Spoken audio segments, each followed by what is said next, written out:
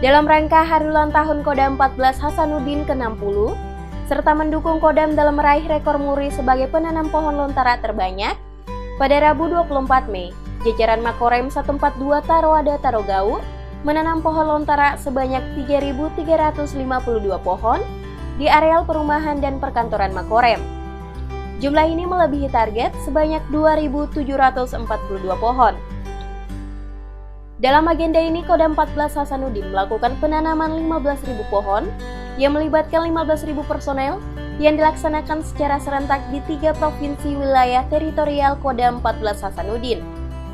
Kegiatan penanaman pohon diawali dengan apel kesiapan dengan Inspektur Upacara Kasrem 142 Taroada Tarogau, Letkol Infantri Priyono, dilanjutkan dengan video conference bersama Pangdam 14 Mejen TNI Agus Suryabakti dengan jajaran Korem. Setelah apel kesiapan dan video conference, dilanjutkan dengan penanaman pohon lontara. Penanaman pohon lontara ini sebagai salah satu upaya untuk mendukung program pemerintah dalam meningkatkan kepedulian terhadap pentingnya penanaman dan mengimbangi pemanasan global.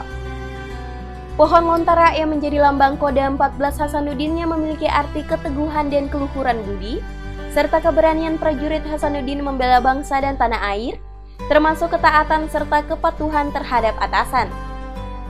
Nampak hadir dalam kegiatan tersebut Ketua DPRD Sulbar Andi Mepengara, Wadensat Brimob, jajaran OPD Sulbar, 1 Peleton Brimob, Satpol PP, Persitkor Cabrem 142 Taroada Tarogau, serta undangan lainnya.